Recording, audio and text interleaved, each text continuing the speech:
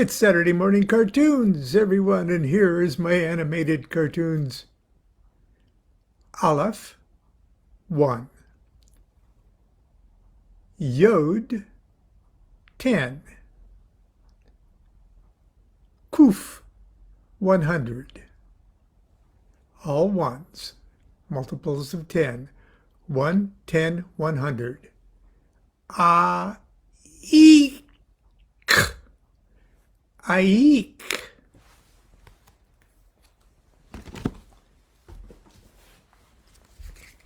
Hang on. Getting my cartoons ready. Here, getting my animations. B. Bet. Kaf. Not kuf, kaf. You can tell when a Kabbalist dies by his final kaf. Bet 2, Kaf 20, Resh 200. Bicker. Aik Bicker.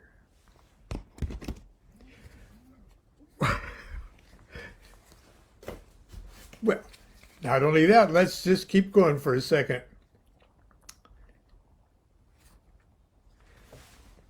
Gimel 3, Lamed 30, Sheen 300. Galish. Aik Bicker Galish. Now, that funny sounding thing is actually the code for a thing that sounds kind of spooky and neat. The Kabbalah of the 9 chambers. And we're going to talk about that this morning because we're on sort of part 4 here of Qabalah Zen of the West. Is this kosher? Taken from the unsung, underrated, unsung classic work by yours truly, Angels, Demons, and Gods of the New Millennium. And we're sort of at part 4 here, where I've actually promised to talk about these Kabbalistic games that Kabbalists play, and these 2 techniques called Gematria, Notaraqon, and Temura. That's what we're discussing today. We've already talked about the Tree of Life. We're going to let us now turn our attention to some of the techniques and exercises that have traditionally been used to induce the exalted states of consciousness whereby the mind of God can be tapped. Not promising very much, are you, Lon? Let's start with Gematria. By tradition, the 22 Hebrew letters form a sacred alphabet by which God created all things. God said, "Pig! Pig! P-I-G, pig!" And there was pig. But don't touch. This alphabet in sacred language God purportedly then gave to the angels, and the angels gave it to Adam. All things in heaven and earth are expressions of these divine letters / numbers, and vice versa. We could examine any object under a microscope. We would see them in infinite combinations and ratios as the fundamental components. Likewise, if we could back up and view the totality of the cosmos with a telescope with a magical wide-angle lens, these same letters would circumscribe all functions of matter, energy, and consciousness. Each letter has a specific definition, and I posted a chart this morning right under this video here on Facebook. Each letter has a specific definition and can be interpreted in a number of ways, mundane or abstract. Moreover, each letter is a number and embodies the mathematical truth inherent in that number.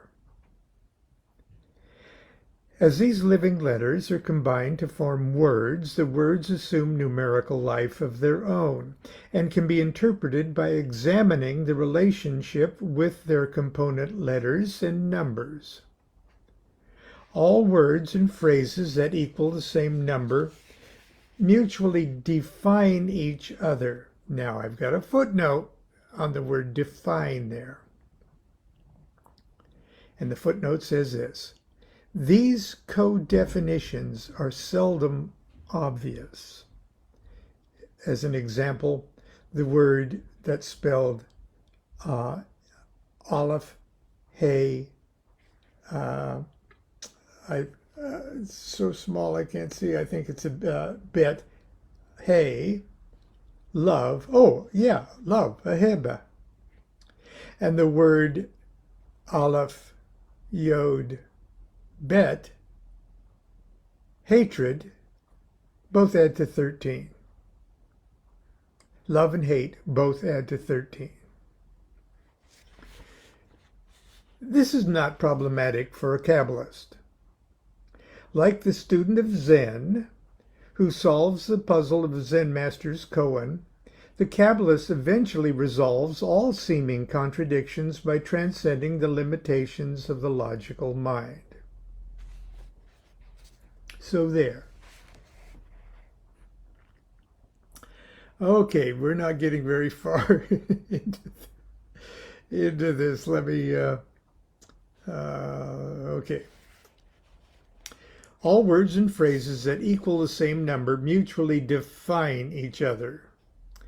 Everything in the universe is thus connected to everything else by means of an endless chain of self-referential correspondences. The 22 letters are divided into 3 categories. 3 mother letters, Aleph, Mem, Shin, representing respectively the 3 primal elements, air, water, and fire. 7 double letters, Bet, Gimel, Daleth, Kaf, Pei, and Resh, and Tav,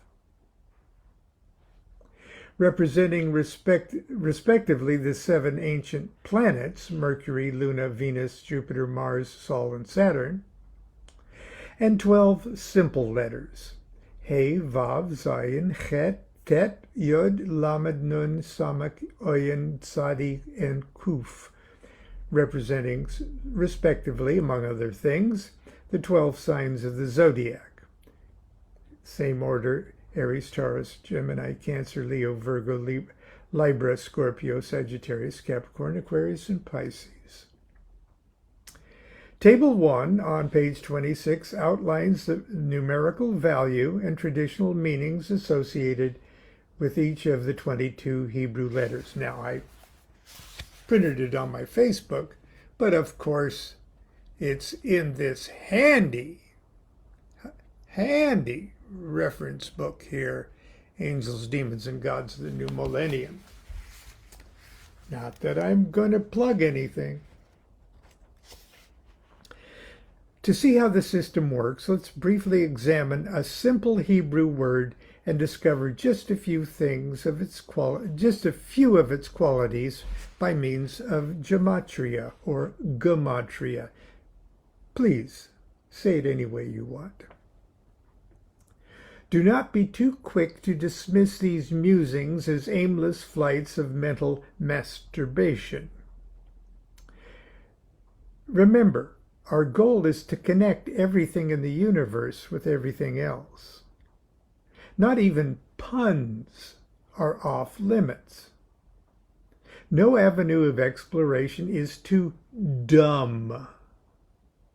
D-M, Daleth Mem, meaning blood. No avenue of exploration is too dumb to consider. The Hebrew word for blood is Daleth Mem, dumb.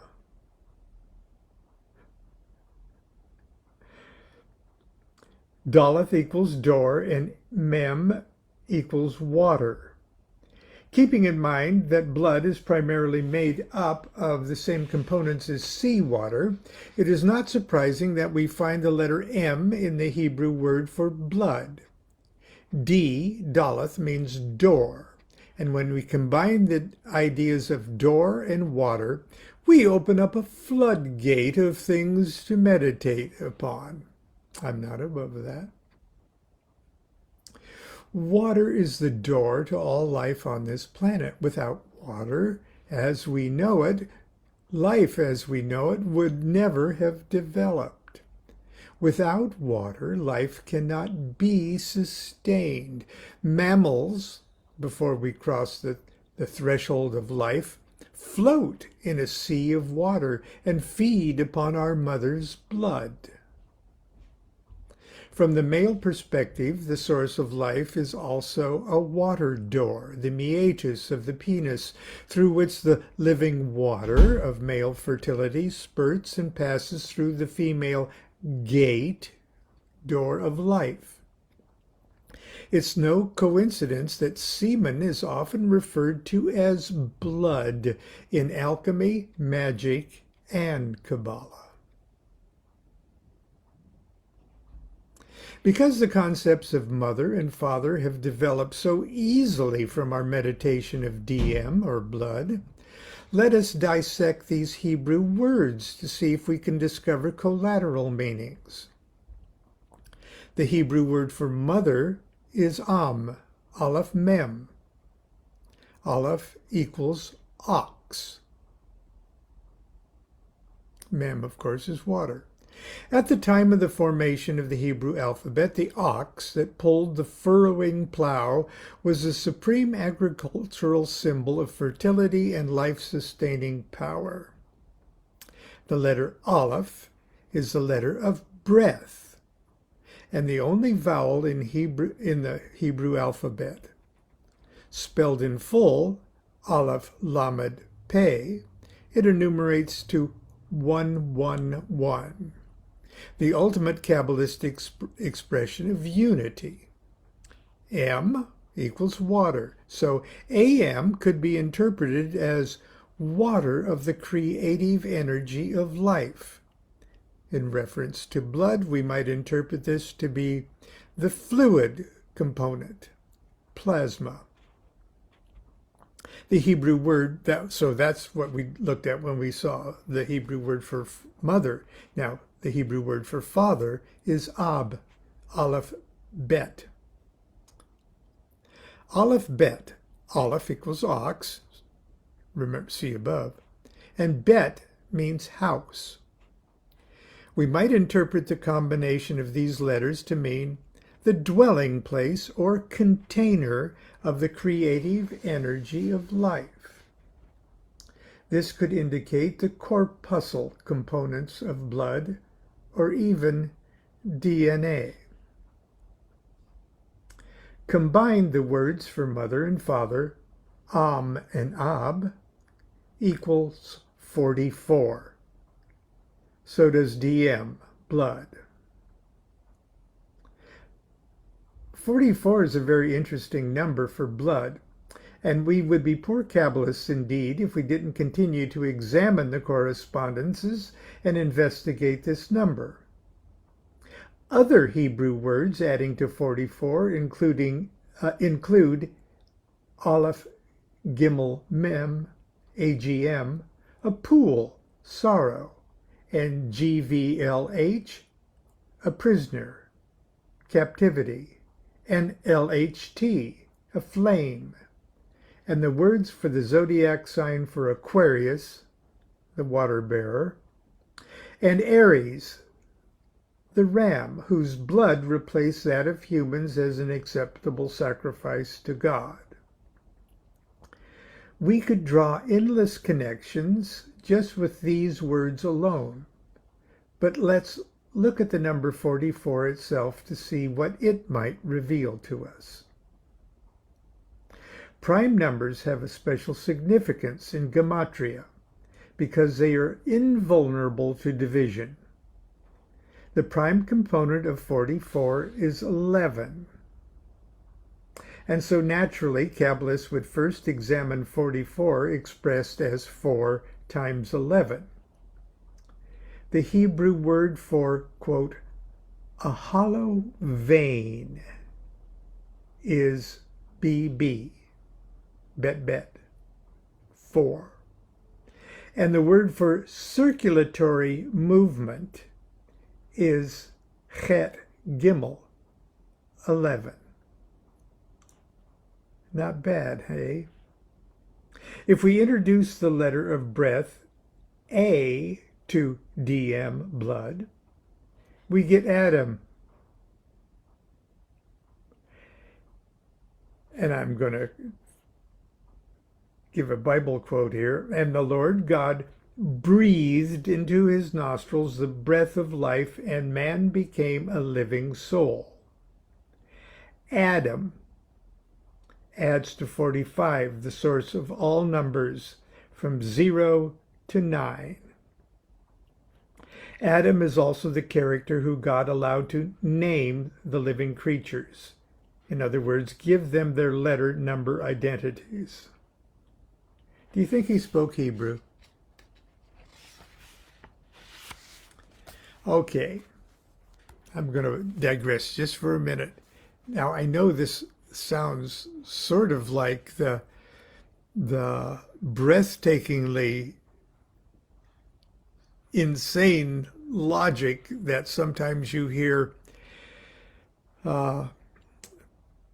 people on crowded street corners that are having a hard time with their mental balance. And in a sense, that's what Kabbalistic exercises are supposed to do. Because everything in heaven and earth is connected to everything else in heaven and earth, the exercise of actually finding those connections,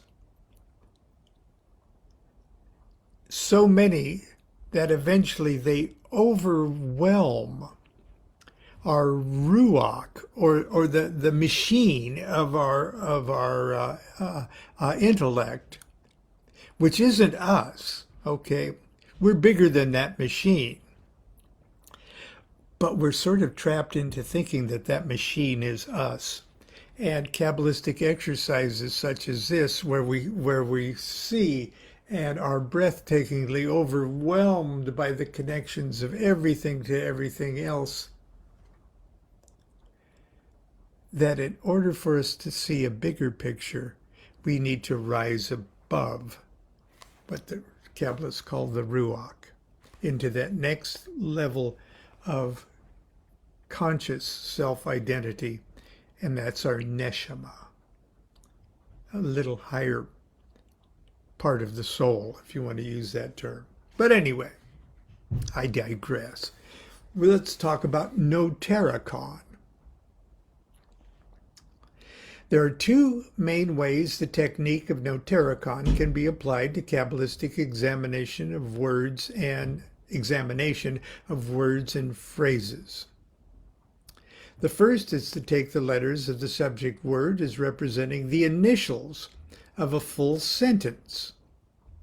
Perhaps the most famous example is Bereshit, the first word of Genesis, commonly translated in the beginning. I don't know if I cover it here, but Bereshit, that's translated in the beginning, is not how you would generally say in Hebrew at the beginning, or in the beginning, or at the start. At the very beginning. Okay. You'd say it differently. You'd use a couple words, like in the beginning. Bereshit is a unique weird, odd, special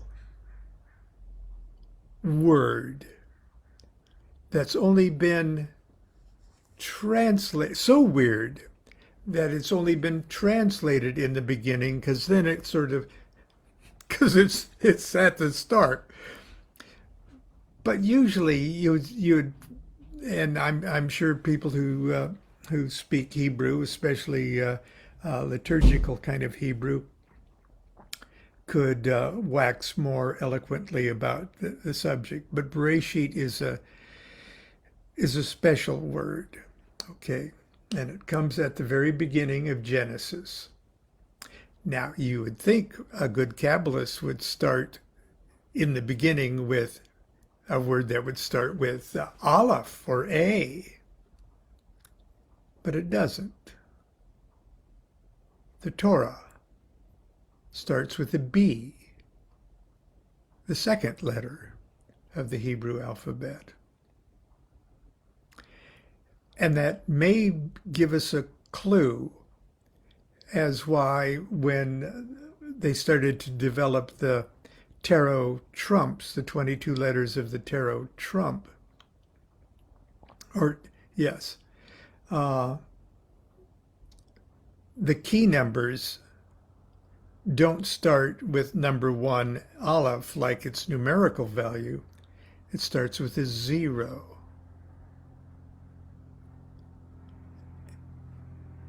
And that the first one, the first tarot trump, key number 1, the Fool is key number 0, Aleph. Key number 1, just like Genesis, starts with B, Bet. The Magician is number 1. Oh, but I digress. Okay. There are two main ways the technique of Notaricon can be applied. The first is to take the letters of the subject word as representing the initials of a full sentence. Okay, we're going to use the word Bereshit, commonly translated in the beginning, B-R-A-S-H-I-T-H, can be expanded to say Bereshit Ra Elohim Shikblu Israel Torah. It could be translated, in the beginning, Elohim saw that Israel would accept the law. That's how you could take Bereshit as initials, and you could make up that sentence. The shortcomings of this exercise are obvious, for while the above sentence may have profound meaning to the Kabbalist, who is an Orthodox Jew, Christian Kabbalists might prefer Prosper Rugger's interpretation that translates, when the Master shall come, whose name is Jesus, ye shall worship. Then again, the Diabolists might argue that Bereshit actually means, in the beginning, Asmodei, the demon king, saw that Israel would accept hallucinations. In the early days of my formal magical training, my teacher, in an attempt to ascertain my skills in Notaricon, challenged me to squeeze pearls of wisdom from the letters of my own name. The following was my brash attempt at profundity. Lonmiloduquette. Lon Milo DuQuette is not really a name at all. It's the initials of 3 famous Rosicrucian axioms of perfection.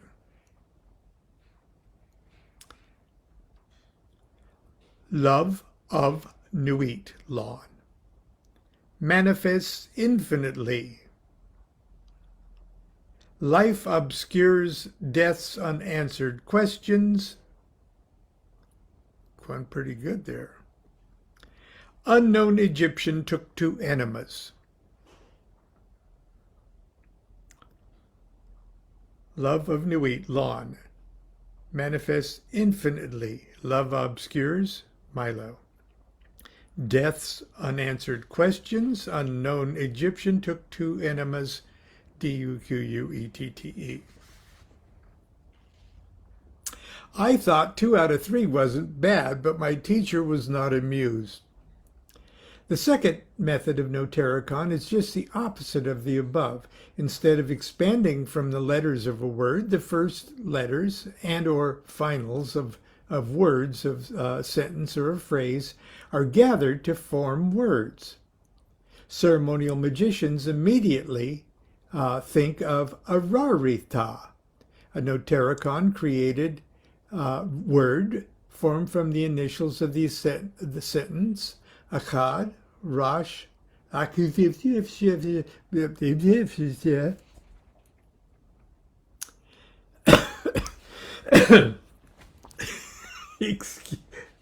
not going to try it.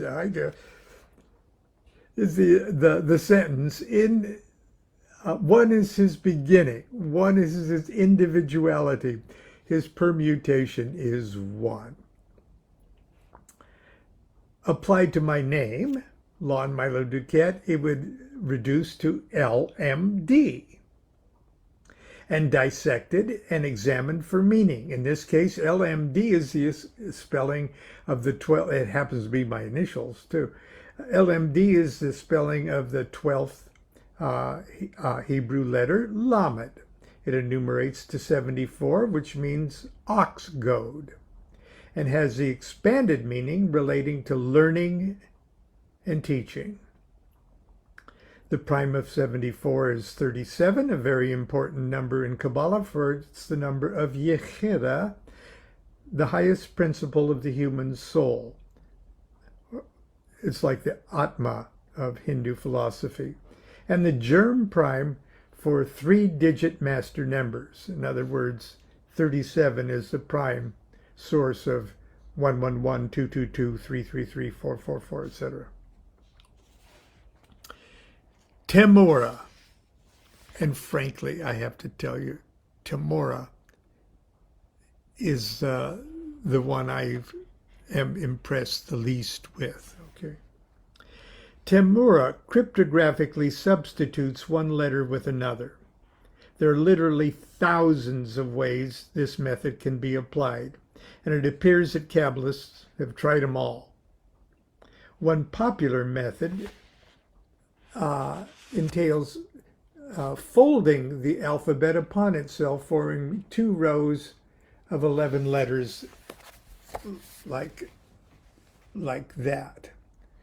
Starting, see, A, B, G, D, okay, and then continuing on, L, M, N, O is okay, and then just replacing letter of the letter you're thinking about, replacing it with the box below it or above it. A letter from the top row is simply substituted for the letter directly beneath it and vice versa. This version of Temura is called Athbish, after the first 4 letters of the code. DM would now be spelled QI, the root of the word to vomit. Oops. Which enumerates to 101, as do the Hebrew words for storehouse, kingdom, and virgin princess. By replacing the first letter of the lower row and shifting the remaining letters to the right, new combinations are formed. In the following example, L has been taken from the far left. Okay, it's like that. It's just taken over and shifted. Let's see. L has been taken from the far left position of the lower row and placed to the far right position.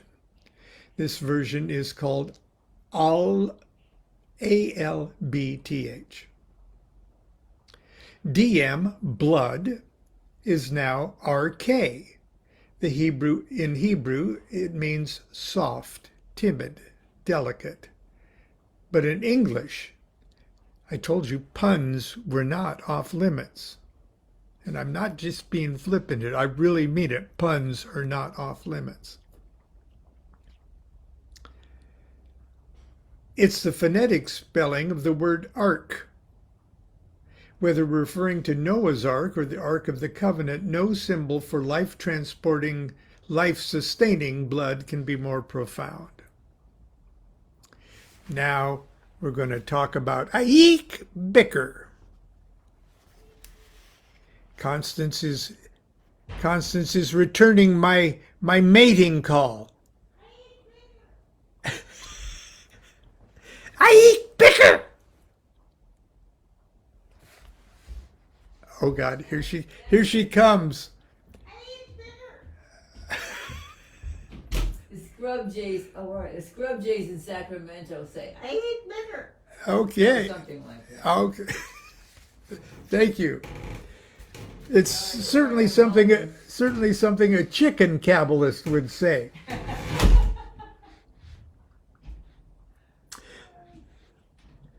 In Hebrew, we're continuing to talk about the Temura here, though. We'll get to Aik Bicker. In Hebrew, RK adds to 220 the same words as BCHIR, the elect, and GBIRH, a rich lady. Also the sum of the letters that make up the phrase, ye shall cleave unto Jehovah. When we use the above chart, and I think I'm referring to this chart right here, okay. To examine the word Bereshit in the beginning, we get the letters THD, THB, MA. To my knowledge, there is no such word in Hebrew.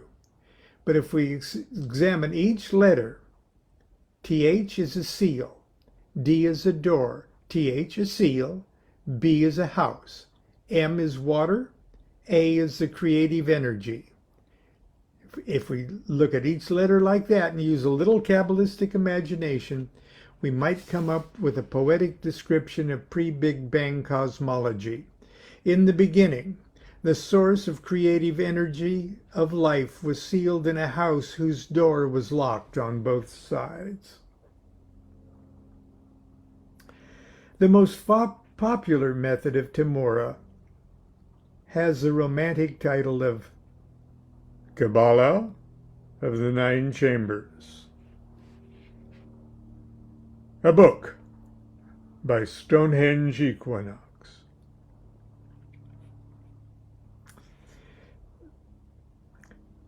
It's table 2 above. Okay, here is the Qabalah of the Nine Chambers, truly Aik Bicker now. Notice that in that first upper left-hand square there's A or Aleph, and it says 1.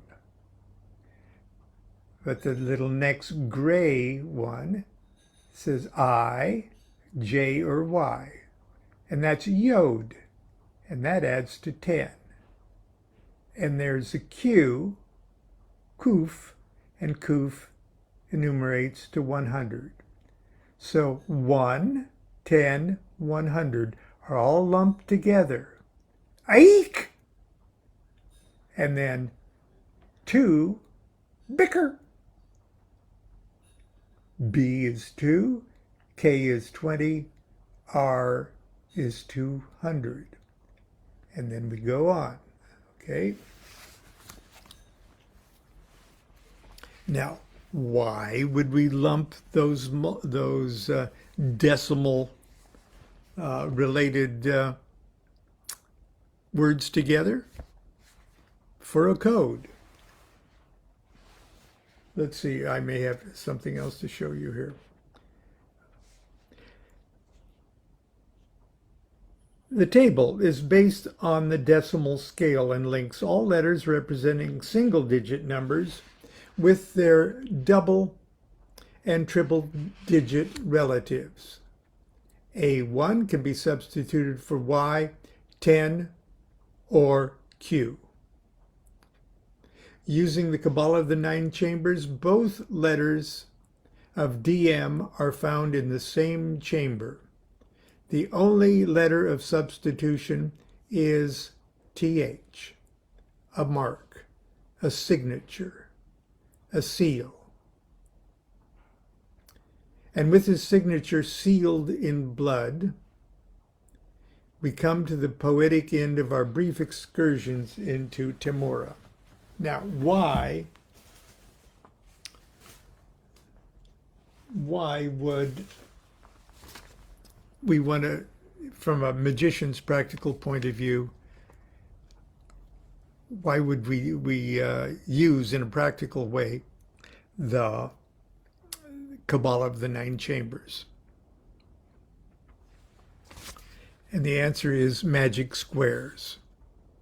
The magic square of this sphere of Saturn, upon which seals of all the Saturnian spirits, intelligences, and angels can be drawn, is 3 by 3, because Saturn is the third emanation. For the sphere of Jupiter, the divine names, archangels, angels, spirits, and intelligences, their seals, the seals of their names can be drawn on a magic square or a chimea 4 by 4. 5 by 5 for the sphere of Mars, 6 by 6 for the sphere of the Sun, 7 by 7 for the sphere of Venus, 8 by 8 for the sphere of Mercury, and 9 by 9 for the sphere of Luna. Now, there's 22 letters in the Hebrew alphabet. Okay, that's too many for the chimea of Saturn. See, there's a chimea of Saturn. Just look at the numbers for a second. They only go up to 9. So we use the Kabbalah of the Nine Chambers to figure out how you would draw their seal. Now, could you see what I would use for Lon? L. Okay. O. And N. Back here at 5. It's the sigil of Lon on a square of Saturn is L, O, N. Just like that. Lon's pretty boring. Lon's a boring sigil. Oh, you would make that last one sort of like a very narrow 7. Anyway, that's it for today. I hope I've been animated enough for Saturday morning cartoons, and I'm going to get on with my day. Tomorrow is Sunday school, and we will talk about what's in a Kabbalistic name. In the meantime, why don't you transpose the letters of your name, first name, middle name, last name, all of them? Why don't you just start with your first name? Just write it out, translate straight across the most normal Hebrew letter that would be its counterpart, and as the most pious of Kabbalists say, just fuck around with it. You can spend an entire afternoon, you could waste an entire afternoon playing with your own name, playing with letters and numbers. And you think, well, that's a complete waste of time. No. While you're doing that, you're not doing a whole bunch of really stupid things with your day. Not only that, but you are rearranging things inside you that you have no idea what you are rebalancing and readjusting. Kabbalah, in a way, is like squirting WD-40 into your soul. And with W6 Vav D Daleth 4 WD. WD is 10 and 40 is 40 and 10 is 50 and 50 is Nun and Nun is the death card. No, yeah, but it's also a bunch of fish.